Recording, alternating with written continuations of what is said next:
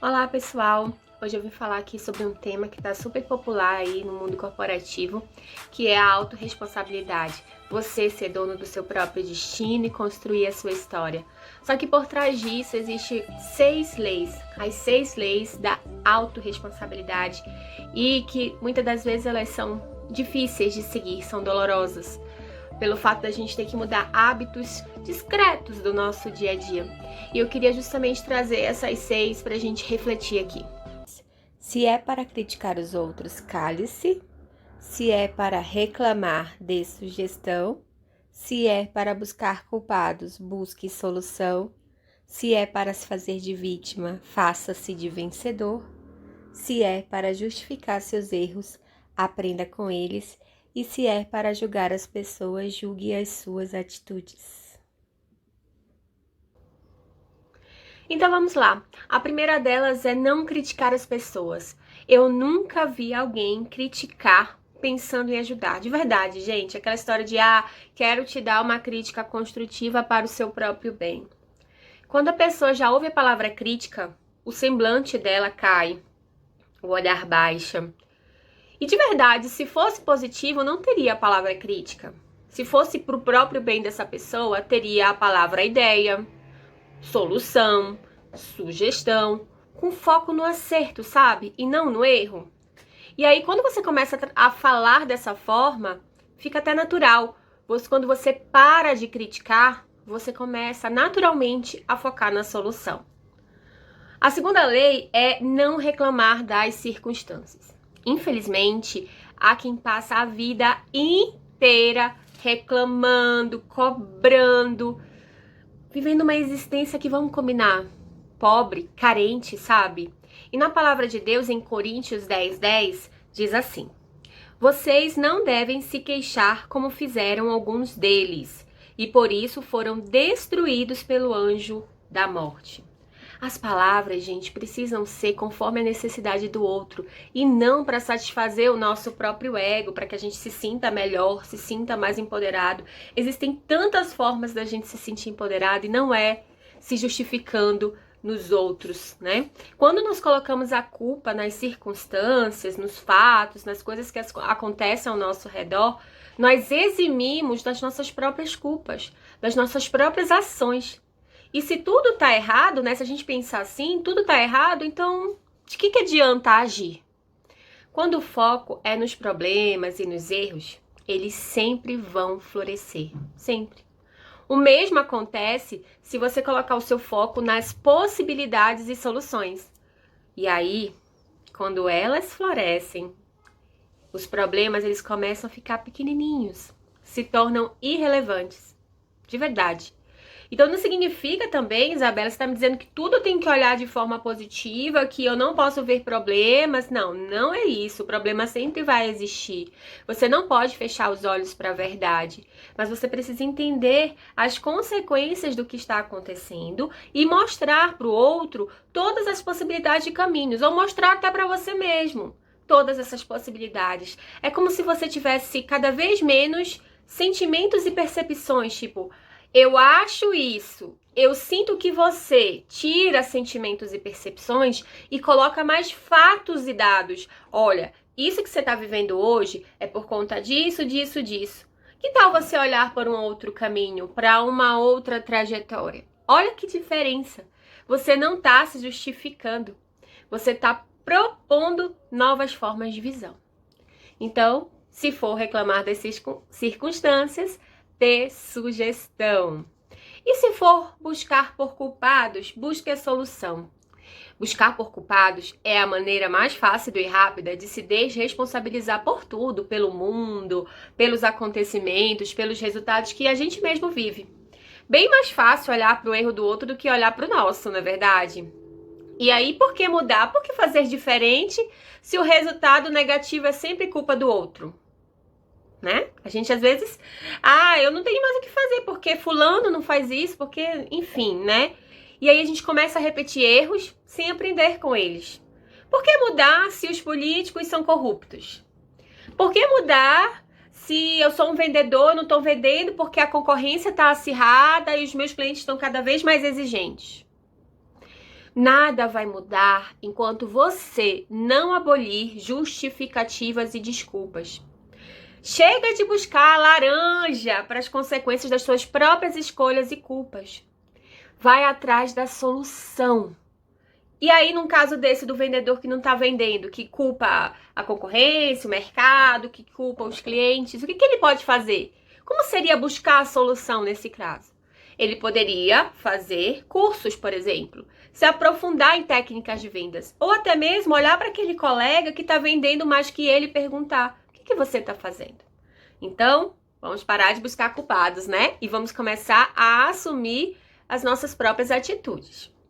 A outra lei que a gente tem é não se fazer de vítima. Muitos se colocam em situação de inferioridade e sofrimento. Isso é muito explicável, porque quando a gente está na infância e a gente fica doente, os nossos pais, familiares, eles vêm ao nosso redor, cuidam da gente, dão carinho, dão atenção, ficam ali dedicados. E da feita que a gente se cura, que a gente fica boa, né, que a gente para de estar doente, tudo volta ao normal, os pais voltam a ter a rotina, não dão mais tanta atenção, tanto carinho, né? E quando adultos, aquela criança continua lá dentro de nós, ansiando por atenção, ansiando por carinho. E para conseguir, né, esse carinho, essa atenção, inconscientemente, a gente já sabe o caminho. Basta sofrer ou mostrar que está sofrendo, que supostamente darão atenção pra gente. Isso costuma ser verdade, mas deixa eu falar uma coisa pra vocês. Dura pouco. Quanto mais a gente vai se fazendo de vítima, mais as pessoas vão percebendo e a gente vai perdendo a credibilidade com elas. Quanto mais oportunidades a gente tem de estar ali do lado daquela pessoa de forma positiva, a gente gera de forma negativa. E quantas oportunidades são perdidas com esse comportamento? Quanta negatividade foi vivenciada à toa entre as nossas relações. Você quer ser querido e amado? Então viva como um vencedor. Como é que vive um vencedor? Que da sua boca só saiam palavras de vida, de construção, que edifiquem. Ninguém, gente, de fato ninguém, consegue atenção por um longo período falando só de sofrimentos e angústias. A não ser que a outra pessoa também seja assim. E aí, nossa, vai ser aquele mar de lamúrio, né? Aquele ciclo vicioso tão maléfico e autodestrutivo. Então, não se faça de vítima. A quinta lei que a gente tem é: se for justificar seus erros, aprenda com eles. O erro, ele é uma etapa fundamental para a nossa aprendizagem. Faz parte do desenvolvimento humano mesmo. E se ele não é reconhecido, se a gente não consegue ver os nossos próprios erros, nunca vai haver aprendizado.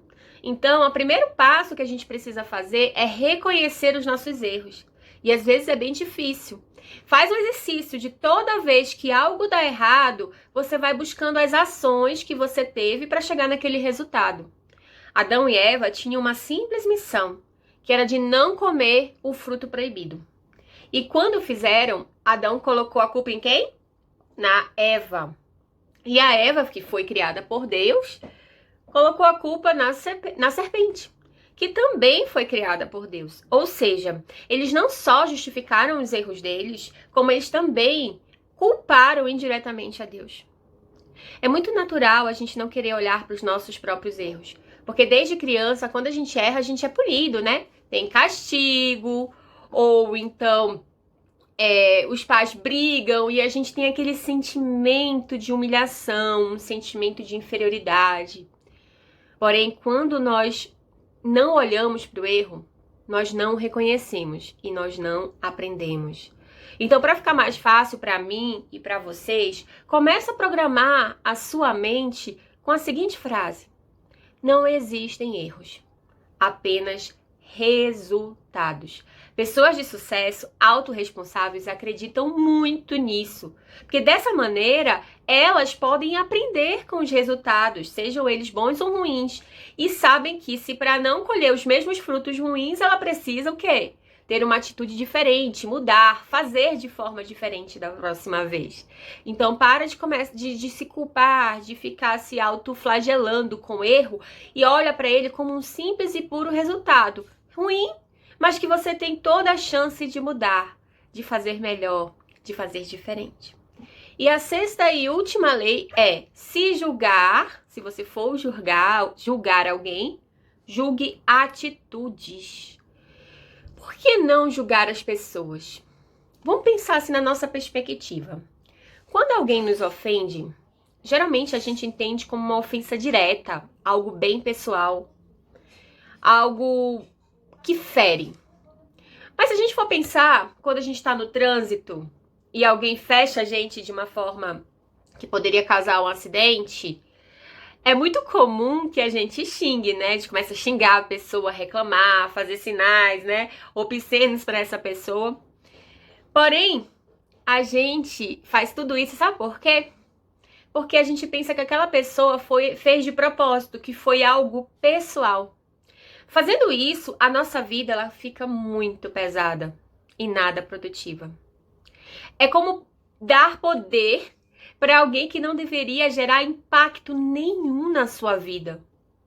Ser autorresponsável é não julgar os outros, e sim o comportamento deles. Então, em vez de você ficar com aquela ira na hora que alguém te fecha, você pode pensar na atitude daquela pessoa, que realmente foi errada, mas sem trazer para o coração. Então, você fala assim, falta de direção defensiva na conduta daquele motorista poderia causar um acidente. Em vez de você falar, ô seu imbecil, idiota, quer me matar? Percebe a diferença do sentimento? Pra que essa energia ruim dentro da gente? Por alguém que não tem significância na nossa vida.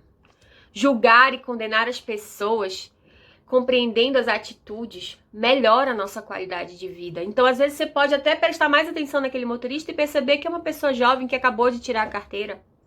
Ou que, de repente, a placa do carro é de outro estado e ela não conhece bem as ruas e por isso cometeu aquele erro.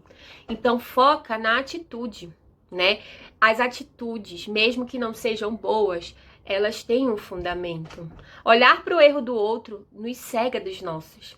E isso está na palavra de Deus, em Mateus 7, 1, 2, que diz assim: